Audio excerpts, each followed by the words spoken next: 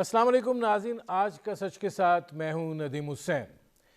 हुकूमत जो है यकीनन फ़ेक न्यूज़ के हवाले से काफ़ी हिस्सास हुई है और ज़ाहिर है फ़ेक न्यूज़ जो है उसका तदारुक भी होना चाहिए। फ़ेक न्यूज़ यानी जाली न्यूज़, इससे हर कोई जो है वो परेशान होता है, लेकिन मीडिया की आज़ादी को तसव्वुर करते हुए इस मामले को जो है दरगुजर किया जाता रहा। प्रिवेंशन ऑफ इलेक्ट्रॉनिक एक्ट 2016 जो है वो भी इसी सिलसिले की एक कड़ी था। ज़ाहिर है उसके अंदर बहुत सारी चीज़ें थी, लेकिन अब मौजूदा हुकूमत ने इसमें तरमीम की है और एक ऑर्डिनेंस लाया गया है जिसके तहत इसमें जो 3 साल सज़ा थी उसको 5 साल कर दिया गया है। काबिल ज़मानत जुर्म को नाकाबिल ज़मानत जुर्म बना दिया गया है और फिर इसमें बहुत सी ऐसी चीज़ें जो हैं वो डाल दी गई हैं जिससे दिखाई ये देता है कि बुनियादी इंसानी हकूक़ जो हैं वो मुतासर होते हैं। गलत ख़बर देना और फिर उसकी माज़रत करना ये एक प्रैक्टिस रही है, एक तरीक़ाकार रहा है, लेकिन अब ये तय पाया है कि गलत ख़बर जो है वो अगर दी जाएगी तो उसका ख़मियाज़ा जो है वो अब इस सूरत हाल में भुगतना पड़ेगा। ये सारे मामले जो हैं वो तनकीद के ज़िमरे में भी आ रहे हैं और ज़ाहिर है कि इसमें जो आज़ादी सहाफ़त है वो भी, उसको भी एक शदीद धचका जो है वो पहुंचा है। फ़िलवक्त ये सदारती ऑर्डिनेंस है, सदर साहब ने इसको जारी किया है, इसके ऊपर बहस भी हो रही है और ज़ाहिर है कि ये एक नया पेंडोरा बॉक्स जो है वो खोल दिया गया है और समझ में ये नहीं आ रहा कि हुकूमत जो है वो इस तरह के इक़दामात करने के लिए क्यों आगे बढ़ रही है। इसी तरीके से इलेक्शन एक्ट तरमीमी ऑर्डिनेंस वो भी लाया गया है और ज़ाहिर है कि आज चीफ़ इलेक्शन कमिश्नर की ज़ेर सदारत इलेक्शन कमीशन ऑफ पाकिस्तान में इस हवाले से एक आला सतही इजलास हुआ और उसमें ये बात कही गई कि इसमें कानूनी और आइनी सुकम है। अटॉर्नी जनरल ऑफ पाकिस्तान से इलेक्शन कमीशन ऑफ पाकिस्तान की कानूनी टीम जो है वो मुलाकात करेगी, इस सूरत हाल को समझने की कोशिश करेगी और उसके बाद जो है इलेक्शन कमीशन अपने आइंदा के लाए अमल का जो है वो तरीक़ाकार वज़ा करेगा। अब ये दो तरफ़ा इदारा जाती सूरत हाल है और ज़ाहिर है कि ये मामलात जो हैं ये इंतहाई संजीदा नौइयत के हैं। पाकिस्तान पीपल्स पार्टी के सेनेट में लीडर ऑफ द अपोजिशन जो हैं यूसुफ रज़ा गिलानी साहब वो मामले को अदालत में ले जाने का ऐलान कर चुके हैं और ज़ाहिर है बाकी दीगर तंजीमें भी और दीगर लोग भी इस हवाले से इस रास्ते को जो है वो इख्तियार करेंगे। इस सिलसिले में बात करेंगे, हमारे साथ मौजूद हैं सलीम मांडवी वाला साहब, पाकिस्तान पीपल्स पार्टी के रहनुमा हैं और हमारे साथ मौजूद हैं हामिद खान साहब, साबिक सदर सुप्रीम कोर्ट बार रहे। सलीम मांडवी वाला साहब, आपसे शुरू इसलिए कर रहा हूँ कि ये फरमाइएगा कि ज़ाहिर है सेनेट का इजलास, पार्लियामेंट भी है, लेकिन इस तरह का आर्डीनेंस और इस नौइयत की उसके अंदर इक़दामात जो हैं, आप क्या समझते हैं कि बुनियादी तौर पे गलत ख़बर से हुकूमत परेशान है या तनकीद बहसीयत मजमूई जो है उसके आगे बंद बांधने की कोशिश है? देखें दीम साहब, पहले तो इन चीज़ों की अब गवर्नमेंट का चौथा साल है। इन चीज़ों में गवर्नमेंट को इस वक्त क्या ज़रूरत पेश आ रही है इन चीज़ों की? 3 साल ये सो रहे थे या इनको पता नहीं था कि ये तनकीद हो रही है या चीज़ें हो रही हैं? अब क्योंकि चीज़ें आउट ऑफ कंट्रोल हो चुकी हैं और गवर्नमेंट खुद परेशान है कि किस तरीके से हम अपनी तनकीद रोकें ताकि लोग हमें एक्सपोज ना करें, हमारे फेलियर को एक्सपोज ना करें, हम डिलीवर नहीं कर पाए लोगों को उसको एक्सपोज ना करें। और हर हालत में गवर्नमेंट की अब ये कोशिश है। और ये देखें, ऑर्डिनेंस तो हम, आपको याद होगा पीएमएलएन के टाइम भी हम कंडेम करते थे ऑर्डिनेंसेस को, क्योंकि जब आपकी दोनों असेंबलियां फंक्शन कर रही हैं तो ऑर्डिनेंस आप तभी लाते हैं जब आपको पता होता है कि ये बिल हम पास नहीं करा सकते और ये गलत चीज है, ये लाना ही गलत चीज है, ये रिजेक्ट हो जानी है, ये पास नहीं होना, ये अनकॉन्स्टिट्यूशनल है, ये ऐसी चीज है कि कोई पार्लियामेंटेरियन के फेवर में वोट नहीं करेगा। तो ये दोनों चीजें हैं। और वो जो पार्लियामेंटेरियंस को कह रहे हैं और मिनिस्टर्स को कह रहे हैं कि जाके देखें, मिनिस्टर जब कहीं जाता है ना तो उसमें गवर्नमेंट का खर्चा इन्वॉल्व होता है। तो मिनिस्टर कहीं जा ही नहीं सकता जब तक कि गवर्नमेंट का खर्चा ना इन्वॉल्व हो। और वो अगर कहता है कि मैं नहीं भी करूंगा, उसके बावजूद उस पर खर्चा होता है। तो ये तो हो ही नहीं सकता कि मिनिस्टर जाके कैंपेनिंग करें। मतलब this is against the norms of elections itself, किसी किस्म मैं का इस भी तरफ इलेक्शन। आता हूँ सलीम मानवीवाला साहब, पहले ज़रा इसको देख लें। इस वक्त हमारे साथ मौजूद हैं सरवर बारी साहब, साबिक सरबरा फाफन रहे। सरवर बारी साहब, ये फरमाइएगा कि ये जो इलेक्शन कमीशन के हवाले से तरमीमी ऑर्डीनेंस आया है इलेक्शन एक्ट का, और अब आज चीफ इलेक्शन कमिश्नर जो हैं उन्होंने उसकी सदारत भी की है इजलास की, उसमें इस पर गौर किया गया है और ये कहा गया है कि कानूनी और आइनी पेचीदगियाँ हैं। अटॉर्नी जनरल से मुलाकात की जाएगी, ये सारी चीज़ें डिस्कस की जाएंगी, फिर इलेक्शन कमीशन पाकिस्तान जो है वो आइंदा के लाए अमल का ऐलान करेगा। आप कैसे देखते हैं इसको? देखिए, पहली बात तो ये है कि ऑर्डिनेंस के जरिए इस तरह की तब्दीलियां नहीं करनी चाहिए जिसमें तमाम जो पॉलिटिकल स्टेक होल्डर्स हैं उनको जब तक पार्लियामेंट के जरिए एतमाद में ना लिया जाए, बहस मुबासा पार्लियामेंट में ना हो, ऑर्डिनेंस इस तरह के नाजुक जो मसले हैं उनके ऊपर नहीं होनी चाहिए। क्योंकि जो इलेक्शन जो पाकिस्तान का आइन है उसका जो 8C है जो वो पावर्स देता है, ये इलेक्शन एक्ट के तहत 8C सेक्शन जो है पावर ऑफ द कमीशन जो है, उसके मुताबिक इलेक्शन कमीशन गैर जानबदाराना, ईमानदाराना और मुनसफाना इंतखाबात के लिए इकदाम उठा सकता है। लेकिन जहाँ तक जो इशू है कि जो वज़रा हैं या मेंबर पार्लियामेंट हैं या असम्बली हैं या सरकारी ऑफिशियल्स हैं जिनकी ड्यूटी नहीं लगाई गई लेकिन उनको इस्तेमाल किया जा सकता है इलेक्शन के अमल पर और इलेक्शन के नताइज पर असरअंदाज होने के लिए, तो यकीनन इसकी इजाज़त नहीं दी जा सकती। लेकिन हम देखते हैं कि बहुत सारे ममालिक हैं, हमारे साथ हिंदुस्तान है, जहाँ पर मिनिस्टर्स के ऊपर कोई पाबंदी नहीं है कि वो इलेक्शन कैंपेन में हिस्सा न लें। इसी तरह दुनिया के दूसरे ममालिक हैं जहाँ पर यह पाबंदी नहीं होती। हमारे यहाँ भी देखिए जो केयर टेकर सेटअप बनता है नए जनरल इंतखाबात के लिए, तो उस वक्त चूंकि जो केयर टेकर सेटअप होता है वो इलेक्शन में हिस्सा नहीं ले सकता, तो लेवल प्लेइंग फील्ड जो है वो सबके लिए बराबर हो जाता है। लेकिन जो लोकल गवर्नमेंट इंतखाबात हैं या बाई इलेक्शंस हैं उसमें जो वज़रा हैं और जो MNAs MPAs हैं वो नहीं जा सकते। मैं समझता हूँ कि जो बेस्ट प्रैक्टिस दुनिया में है वो यही है कि जो भी रूलिंग पार्टी है उसके लोग जाते हैं, लेकिन रियासत के जो टैक्स पेयर्स के पैसे हैं, रकम है, वो इस्तेमाल नहीं की जा सकते, रियासती मशीनरी इस्तेमाल नहीं की जा सकती। तो उसके ऊपर पाबंदी बात हो सकती है। आप कहना ये चाहते हैं इजाज़त होनी चाहिए, और ज़रा आप डर भी रहे हैं ये ओपनली कहते हुए, लेकिन मुझे एक ब्रेक लेना पड़ रहा है। नाज़रीन, हमारी गुफ्तगू जारी है, वक्त हुआ एक मुख्तसर से कमर्शियल ब्रेक का। मिलते हैं इस वक्फे के बाद।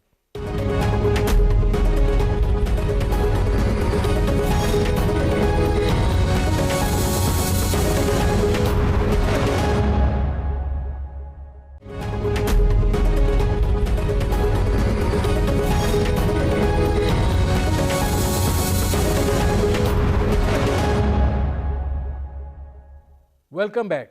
अच्छा, हामिद खान साहब, ये फरमाइएगा कि सवाल आपसे ये है कि जो ये मीडिया के हवाले से ज़ाहिर है अमेंडमेंट लाई गई है प्रिवेंशन ऑफ इलेक्ट्रॉनिक एक्ट 2016 के अंदर, और ज़ाहिर है इसको बहुत सख्त कर दिया गया है। सज़ा जो है वो 5 साल, नाकाबिले ज़मानत, एक अजीब सूरत हाल जो है वो दरपेश है। पहली चीज़ तो ये कि आप इसको बुनियादी इंसानी हकूक़ के कितना ख़िलाफ़ समझते हैं, और नंबर 2, अगर ये अदालत में चैलेंज होता है जैसे कि पीपल्स पार्टी ने ऐलान किया है, तो फिर उसकी क्या नौइयत होगी? देखिए नदीम साहब, ये जो ऑर्डिनेंस लाया गया है ये आइन के आर्टिकल 19 और किसी हद तक आर्टिकल 19A दोनों के ही खिलाफ है।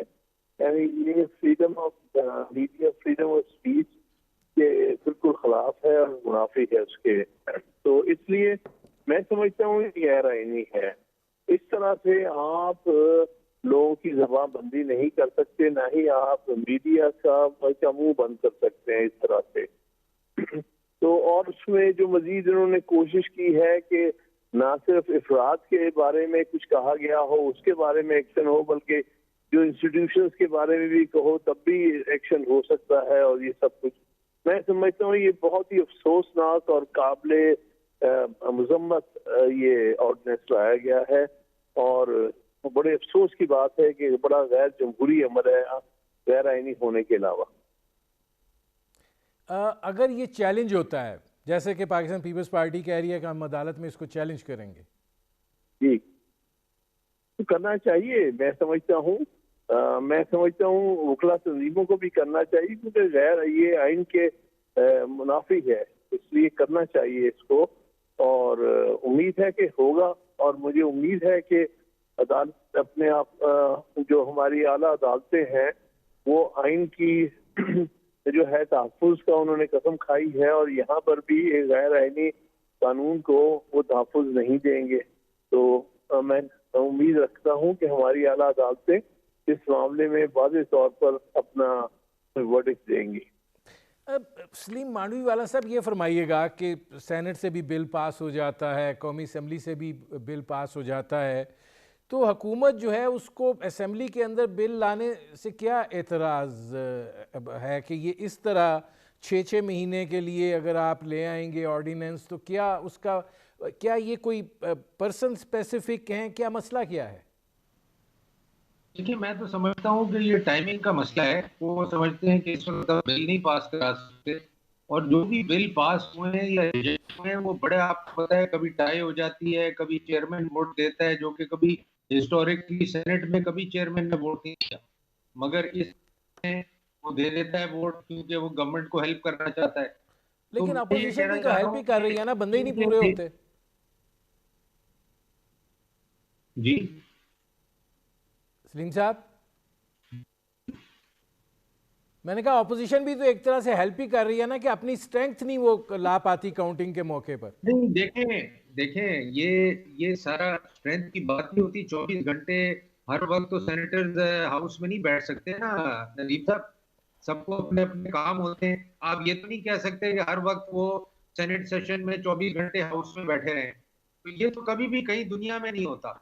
और जो इस किस्म के बिल होते हैं उनका नोटिस आता है, उनके लिए प्रॉपरली तैयारी होती है। अब ये रात की तारीखियों में अगर एजेंडा इशू करेंगे और सुबह लोग पहुंच नहीं सकेंगे कोयटा से और जहां जहां वो गए हुए हैं, तो ये तो एक प्लानिंग के तहत काम हो रहा है ना। आप देखें, ये this is not a normal senate running जो हमने हमेशा देखी है।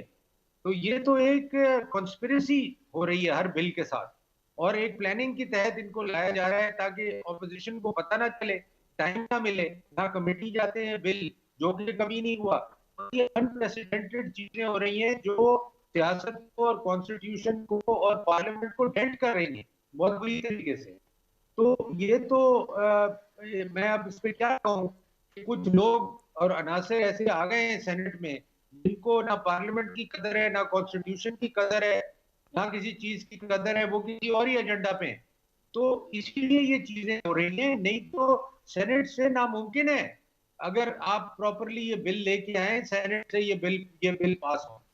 तो ये इसीलिए ऑर्डिनेंस इशू कर रहे हैं कि इनको हर बिल पे इनको खतरा होता है, स्पेशली इस किस्म के बिल, ये जो 2 ऑर्डिनेंस लाए ये कभी जिंदगी में सकते।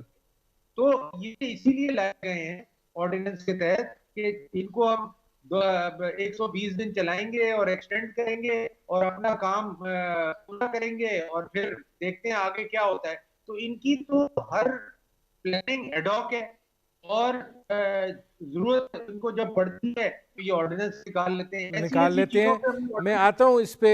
अब हामिद खान साहब, ज़रा दूसरी तरफ इसको भी ज़रा देख लें कि ये जो इलेक्शन एक्ट तरमीमी ऑर्डिनेंस है, इसके बारे में जाहिर है कि चीफ इलेक्शन कमिश्नर साहब की सदारत में जो इजलास हुआ उसकी जो बात है वो कह रहे हैं कानूनी और आइनी पेचीदगियाँ हैं इसमें।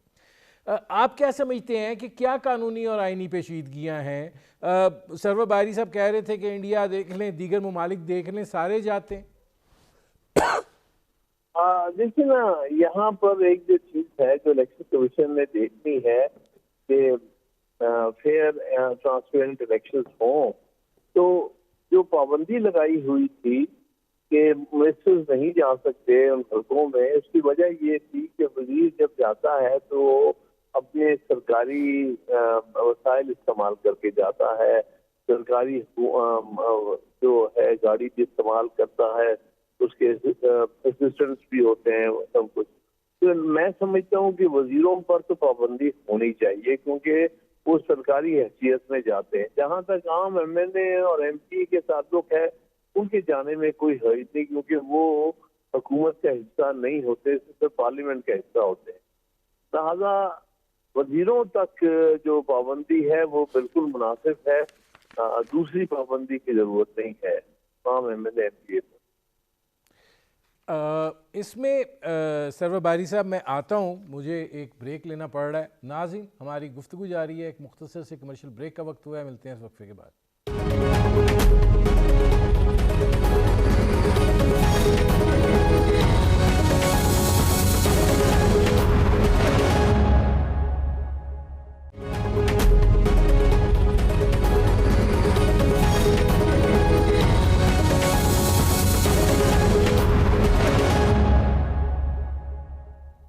Welcome back. अब सरवर बारी साहब ये फरमाइएगा, आप इलेक्शन मामलात को देखते हैं, हामिद खान साहब कानून के ज़ाहिर हैं, माहिर हैं, वो ये बात कह रहे हैं कि मिनिस्टरों की हद तक तो पाबंदी होनी चाहिए, लेकिन अगर MNA से हजरात जाना चाहें तो वो जा सकते हैं।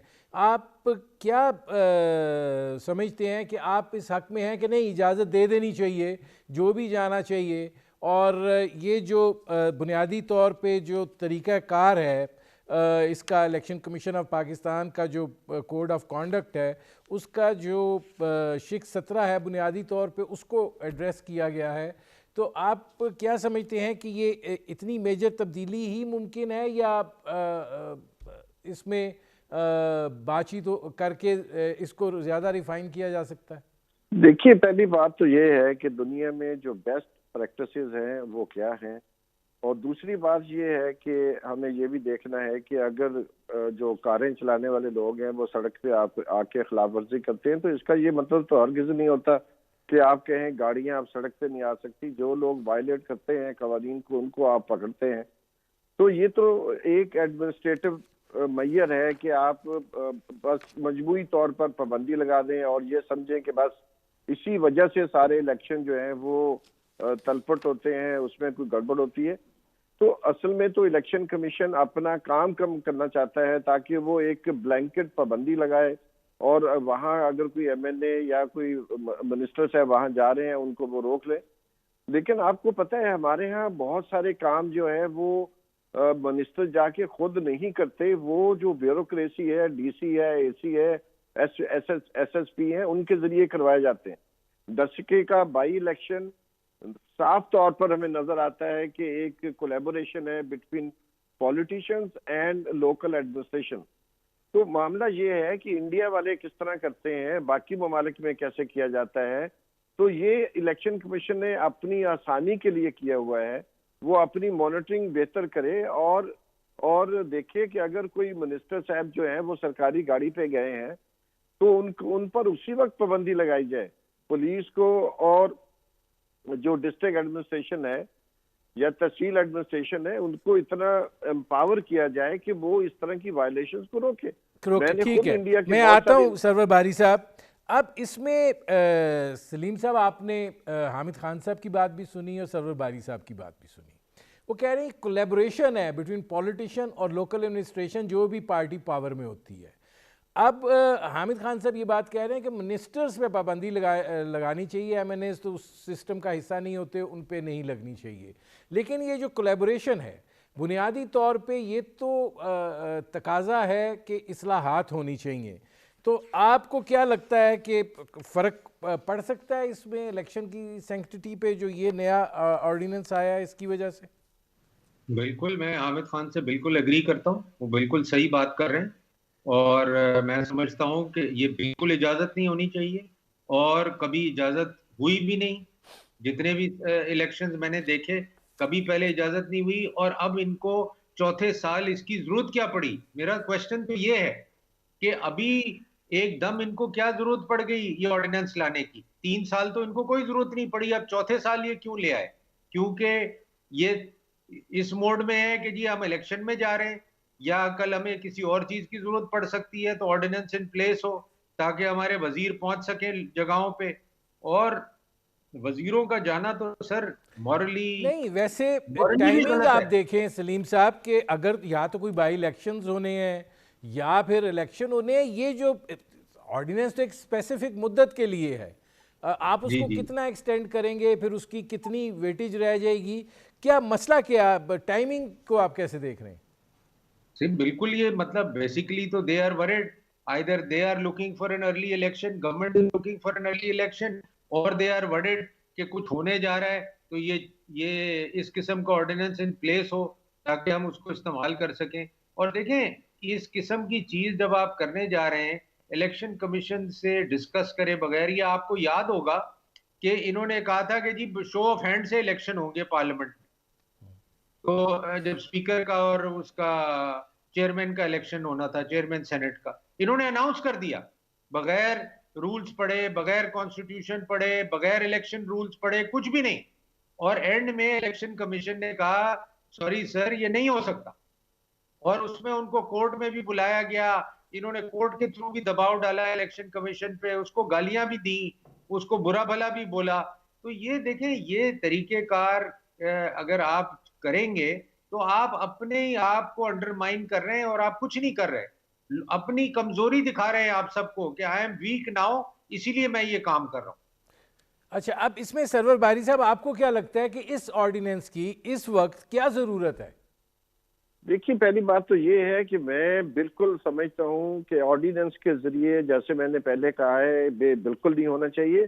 लेकिन सलीम साहब से दरख्वास्त है कि वो जरा गौर करें कि अगर अर्ली इलेक्शन में गवर्नमेंट जाना चाह रही है, पीटीआई जाना चाह रही है, तो इनकी तो गवर्नमेंट खत्म हो जाएगी। वो तो एक केयर टेकर सेटअप आएगा, मिनिस्टर्स तो खत्म हो जाएंगे। दूसरी बात ये है, अगर आप याद करें तो पिछले पुराने इंतखाबात में 90s में और उसके बाद भी मिनिस्टर्स हमेशा जाया करते थे। नहीं तो फिर आपको क्या इस ऑर्डिनेंस की क्या जरूरत पेश आ गई है हुकूमत को? बिल्कुल नहीं होना चाहिए। मैं समझता हूँ ऑर्डिनेंस के जरिए नहीं होना चाहिए। इसकी जरूरत क्यों पेश आई है वो तो कोई पीटीआई का बंदा ही बता सकता है, उनका कोई अहलकार बता सकता है। हम तो अंदाजा लगा सकते हैं कि इसकी वजह क्या है। इसकी वजह हमें नजर आ रही है कि बहुत सारी जगहों पर पाबंदियां लगी, फिर सुप्रीम कोर्ट ने उन लोगों को बहाल भी कर दिया। अभी डीआई खान के इलेक्शन की आपके बात के सामने है कि चूंकि वहां पर वो गए थे, एक मिनिस्टर साहब और उनके भाई को भी डिस्क्वालीफाई किया गया, और बहुत सारी जगहों पर ऐसे काम हुए हैं। मेरे पास जरा थोड़ा टाइम थोड़ा है। हामिद खान साहब, आपको क्या लगता है बल्दियाती इंतखाबात का दूसरा मरहला जो है वो हुकूमत के लिए एक बहुत बड़ा चैलेंज है? हो सकता है, क्योंकि पंजाब में बल्दियाती इंतखाबात और 29 मई को है और दूसरा मरला केपी में भी है। तो हो सकता है कि ये समझा जाता हो कि यहाँ वजीर जाके कंपेनिंग करेंगे अगर बल्दियाती हलकों में, तो शायद बेहतर रिजल्ट आए। तो ऐन मुमकिन है कि ये वजह हो। अब सलीम मानवी वाला साहब, क्या ये चीज़ जो है इसको इस तरीके से नहीं लिया जाएगा कि ये आप एक प्री इलेक्शन रिगिंग का तरीका कार अडॉप्ट किया गया?